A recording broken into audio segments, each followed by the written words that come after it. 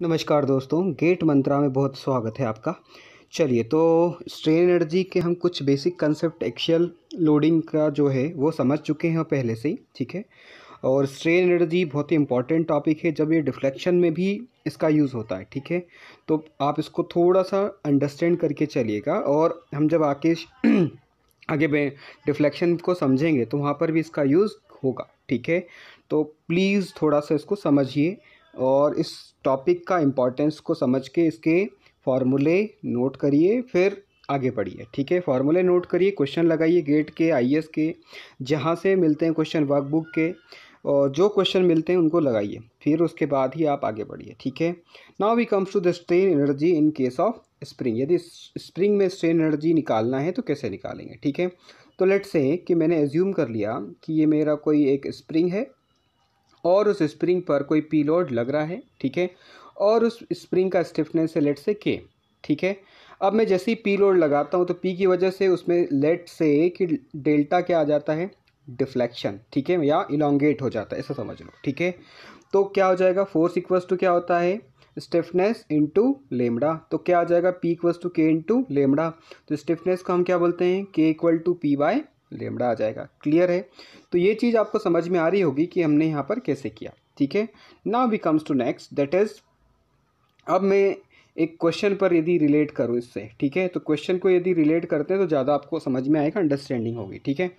तो ये कंसेप्ट आपको जब वाइब्रेशन करोगे वहाँ पर भी यूज़ होगा, ठीक है। तो आप इसको थोड़ा सा अंडरस्टैंड करके चलिए, ठीक है। तो हमको ये पता है कि यदि हमारे स्प्रिंग स्काई में होते हैं पैरेलल में, ठीक है। यदि पैरेलल में होंगे तो सीधे सीधे जुड़ जाएंगे, मतलब springs, if the springs are in parallel, ठीक है।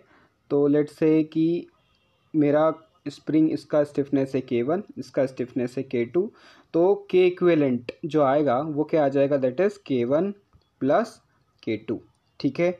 और यदि मैं बात करूं कि यदि आपके स्प्रिंग्स कैसे हैं, सीरीज़ में लगे हुए हैं, ठीक है, तो उस केस में क्या हो जाता है आपका, आपने यदि लोड लगाया, लेट से इसका स्प्रिंग का स्टिफनेस K1 है, इसका स्टिफनेस K2 है, तो के इक्विवेलेंट क्या आता है, 1/, के equivalent equals to 1/, K1 plus 1/, K2। जैसे रेजिस्टेंस होता था उसी तरह से मैंने यहाँ पर भी इसको रिलेट किया है। क्लियर है। तो उसी कंसेप्ट को पकड़ के हम यहाँ पर चलेंगे और यहाँ पर इसका स्टिफनेस और स्ट्रेन एनर्जी कैलकुलेट करेंगे इस क्वेश्चन के लिए, ठीक है। तो यहाँ पर क्या बोल रहा है क्वेश्चन में अपने को कि मेरे पास कोई एक मतलब AC एक स्प्रिंग है और एक AB स्प्रिंग है। इस AC का स्प्रिंग का स्टिफनेस है मेरे पास K, और BC स्प्रिंग का स्टिफनेस है 3K, और उसके सेंटर पे C पॉइंट पर कोई लोड लग रहा है, दैट इज़ P, ठीक है। तो यदि मैं इसको देखूं, ऑब्जर्व करूं, तो देखो एक में क्या हो रहा है, इलोंगेशन, दूसरे में डिफॉर्मेशन, लेकिन दोनों में जो x है वो क्या है, सेम है, इसलिए क्या है, पैरेलल है। क्लियर है। क्योंकि x जितना ये दबेगा, मतलब ये इलोंगेट होगा, x उतना ही क्या हो जाएगा, दब जाएगा, ठीक है। मतलब दोनों में डिफॉर्मेशन जो है वो क्या हो रहा है, same. That's why we are saying this is in parallel. Clear है। तो मैंने इसको इलोंगेट, इसको कंपेयर किया कि भाई ये मेरा K हो गया, ये मेरा 3K हो गया, और मैंने उस पर क्या कर दिया, P लोड लगा दिया, ठीक है। अब मैंने जब P लोड लगाया तो क्या हो गया, देखो ये पैरेलल में आ गए, तो इसका अल्टीमेटली जो स्टिफनेस होगा वो कितना हो जाएगा, टोटल 4K हो जाएगा, क्योंकि K प्लस 3K कितना, 4K, और लोड कितना लग रहा है, P, ठीक है।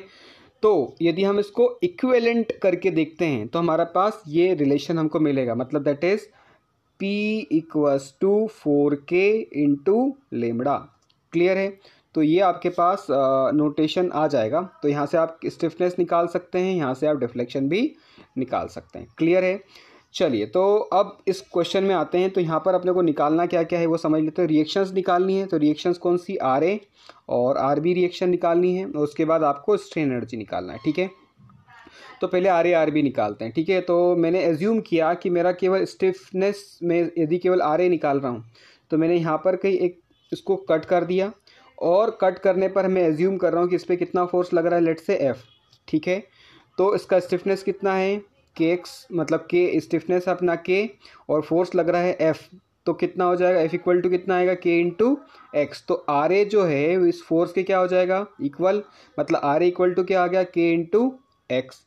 इसी तरह से यदि मैं आर बी निकालना चाहता हूँ, तो आप आर बी को कैसा, इसका जस्ट उल्टा एज्यूम करोगे, मतलब आपका आर बी का डायरेक्शन हो गया ये, कि आपका आर बी का डायरेक्शन है, क्लियर है। और इधर ये कितना लग रहा है 3K, तो फाइनली क्या बनेगा, आर बी जो है उस फोर्स के क्या होगा इक्वल, और ये फोर्स कितना लगेगा, कंप्रेसिव फोर्स लगेगा, दैट इज़ दिस। तो कंप्रेसिव फोर्स कितना लगेगा अपना, स्टिफनेस इंटू लेमड़ा, मतलब 3K इंटू लेमड़ा, तो that is 3K into stiff, अपन यहाँ पर डिफ्लेक्शन क्या मान के चल रहे हैं, एक्स, 3K इंटू एक्स आ जाएगा, समझ आया। तो आर ए आ गया आपका और आर बी आ गया, ठीक है। तो आर ए आपका क्या आ गया, K इंटू एक्स, और आर बी आ गया 3KX, क्लियर है, ये अपन ने निकाल लिया, क्लियर है। अब आर ए और आर बी जो है, क्योंकि देखो आर ए और आर बी का जो डायरेक्शन है वो डायरेक्शन आप देखोगे यदि, तो क्या है दिख रहा है आपको, सेम ही दिख रहा है। देखो आर ए भी इसी डायरेक्शन में लग रहा है और आर बी भी इसी डायरेक्शन में लग रहा है, तो हम क्या बोल सकते हैं कि r a plus r b, और पी किस डायरेक्शन में लग रहा है, इस डायरेक्शन में, तो r a plus r b equal to क्या हो जाएगा हमारा, पी आ जाएगा, क्लियर है। तो यही लिखा है मैंने यहाँ पर, तो r a plus r b equal to क्या आ गया आपका, पी। तो 4K एक्स इक्वल टू क्या, पी। तो अगेन हमको एक्स इक्वल टू क्या, 4K। तो जो मैंने उससे निकाला था वो यहाँ से भी निकल गया, ठीक है। तो एक्स की वैल्यू यहाँ पर आ गई मेरी दिस, ठीक है। आर ए का वैल्यू था KX और आर बी का वैल्यू था 3KX, तो दोनों की वैल्यू पुट कर दी, तो KX और 3KX कितना होगा, 4KX आ गया, इक्वल टू कितना है, पी। तो एक्स की वैल्यू निकल गई यहाँ से मेरी। अब समझो, तो एक्स की वैल्यू यदि आपकी आ गई, तो अब क्या कर सकते हो आप उससे, आर ए और R be in terms of P calculate कर सकते हो, ठीक है, कि भाई पी का वो कितना प्रोपोर्शन होगा, ठीक है। तो एक्स की वैल्यू को उठा के कहाँ रख दो, यहाँ रख दो, ठीक है। तो एक्स की वैल्यू क्या है अपनी, पी अपॉन 4K, ठीक है। तो यहाँ पे रखेंगे यदि एक्स की वैल्यू पी अपॉन 4K, तो क्या आ जाएगा आपका, क्या आ जाएगा, दैट इज, सॉरी एक सेकेंड, तो एक्स की वैल्यू है, हाँ एक्स की वैल्यू आपकी पी अपॉन 4K, तो आर ए की वैल्यू कितनी आ जाएगी आपकी, पी अपॉन 4K से के कैंसिल, तो आर ए कितना आ गया आपका, पी अपॉन 4।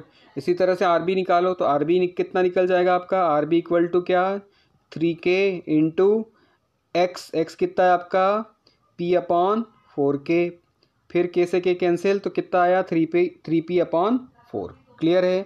तो यहाँ से आपकी आर ए और आर बी की वैल्यू आपको मिल गई, क्लियर है। तो यही पहले निकालना था। अब क्या निकालना है बच्चा मुझे, मेरा स्ट्रेन एनर्जी। तो स्ट्रेन एनर्जी कुछ नहीं, वन यू इक्वल टू क्या होता है, 1/2KX²। अब के में के की जगह क्या पुट, के तो एज यूजल एक्स की जगह क्या पुट कर दो कि पी अपॉन 4K, क्योंकि एक्स की जगह ये वैल्यू निकाला भी अपन ने, और प्लस क्योंकि दो स्प्रिंग है तो एक हो गया आपका 1/2K पी अपॉन 4K का स्क्वायर प्लस 1/2K, के की जगह क्या आ जाएगा 3K, क्योंकि बी स्प्रिंग जो दूसरा वाला स्प्रिंग था उसके स्टिफनेस कितनी थी 3K पी अपॉन 4K का होल स्क्वायर, ठीक है। तो यहाँ से जब इसको कैलकुलेट करेंगे आप, तो देखो यहाँ से P square upon 16K, P square upon 16K तो बाहर ही आ जाएगा, ठीक है, वो भी स्क्वायर में आएगा, तो एक के से के स्क्वायर से के कैंसिल हो जाएगा, तो 2 इंटू 16K 1+3 इस तरह से आएगा, तो 4 हो जाएगा, तो 4 4 जा 16, तो ये 18 मतलब 8 आ जाएगा, 2 4 4 जा 8, ठीक है। तो 2P² डिवाइडेड बाय 8K आना चाहिए आंसर अपना, ठीक है। तो देखते हैं क्या आ रहा है कि नहीं। तो यहाँ से आपने इसका स्ट्रेन एनर्जी भी निकाल लिया, क्लियर है। अब क्या बोलते हैं कि यदि मैं जो स्प्रिंग है उसकी एनालॉजी किसके साथ कर दूं, बार के साथ, ठीक है। मतलब आप स्प्रिंग की एनालॉजी किससे कर रहे हैं, बार से, तो क्या हो जाएगा, ठीक है। तो कुछ नहीं, बड़ा सिंपल है। देखो ये मेरा एज यूजुअल मैंने एक प्रिज्मेटिक बार एज्यूम कर लिया जिसका क्रॉस सेक्शन एरिया लेट से ए है, और इस पर कोई पी लोड लगा दिया, तो उसका डेल्टा कितना होता है PL अपॉन ए। और आपको ये पता है कि के इक्वल टू क्या होता है, P upon lambda, P upon delta, ठीक है। इस डेल्टा की जगह ये मैं वैल्यू पुट कर सकता हूँ या नहीं, तो क्या आ जाएगा यहाँ पर ये स्टिफनेस किसका आया, ये स्टिफनेस आया आपका बार का, तो P upon PL upon A into e, तो ये P से P क्या कैंसिल हो गया, तो आपके पास K की वैल्यू क्या आ जाएगी, K की वैल्यू आ जाएगी, इसका उल्टा कर दो तो AE अपॉन L, समझ गए। तो आपके पास जब भी आपको स्टिफनेस किसी बार का निकालना हो तो वो कितना आ जाएगा, that is AE upon L। इसी तरह का एक गेट में क्वेश्चन पूछा है, उसमें क्या बोला है उसने कि है यही, बस उसने इस बार की जगह बोल दिया है कि बोल्ट है, ठीक है। तो वहाँ पर आपको स्टिफनेस कैलकुलेट करने के लिए बोल दिया है, केवल सीधा स्टिफनेस पूछा है और कुछ भी नहीं, ठीक है। पर उसने क्या बोला है कि आपको एरिया दे दिया, ई दे दिया और एल दे दिया, ठीक है, थ्रेडेड और अनथ्रेडेड पार्ट का, और उसकी हेल्प से आपको पूछा है कि अब क्या करो, इसका स्टिफनेस बताओ, ठीक है। तो उसने ऐसा बोला है कि लेट से ये कोई आपका बोल्ट है, तो इसमें इतना पोर्शन जो है थ्रेडेड है, इतना पोर्शन अनथ्रेडेड है, मतलब इसमें थ्रेड कटे हुए हैं और इसमें अनथ्रेड है, ठीक है। तो उसका एरिया दे दिया, ई दे दिया और उसका अपने को लेंथ दोनों का दे दिया, ठीक है। तो क्या हम निकाल सकते हैं, देखो ये सीधा सीधा ये स्टिफनेस इस स्टिफनेस के साथ कैसी है, सीरीज़ में, तो हम निकाल सकते हैं, ठीक है ना। तो कैसे निकालोगे, यदि स्टिफनेस स्प्रिंग सीरीज़ में होगा तो 1/k equivalent equal to 1/k threaded part का प्लस 1/k किसका, अनथ्रेडेड पार्ट का, ठीक है, क्लियर है। इसी तरह से आप के ऑफ बार कितना हो गया आपका, दिस ए बाय एल। यदि कोनिकल बार होता तो क्या, तो उसके लिए अपन क्या लिखते हैं, डेल्टा क्या लिखते हैं, 4PL upon pi D1 into D2 upon e, ठीक है। तो के कोनिकल बार का कितना हो जाएगा, देखो इसको इससे पी का ऊपर L2 कर दो, तो ये पी से ये पी कैंसिल हो गया, तो ये पाई D1 D2 ई ऊपर उठ जाएगा, नीचे क्या बचेगा 4L, तो ये आ जाएगा मेरा, ठीक है। इसी तरह से यदि मैं टॉर्शन की बात करूँ, थीटा मतलब वहाँ पर जो डिफ्लेक्शन है या इलोंगेशन है वो कितना होता है मेरा, थीटा होता है इन केस ऑफ टॉर्शन, ठीक है। तो थीटा होता है, तो थीटा इक्वल टू क्या होता है, TL अपॉन जी इंटू जे, हाँ या नहीं, ठीक है। तो यदि मैं यहाँ पर निकालना चाहूँ तो क्या करेंगे हम इसको, तो KT मतलब stiffness in case of torsion क्या हो जाएगा, T अपॉन थीटा। अब थीटा का वैल्यू क्या है, TL अपॉन जी जे।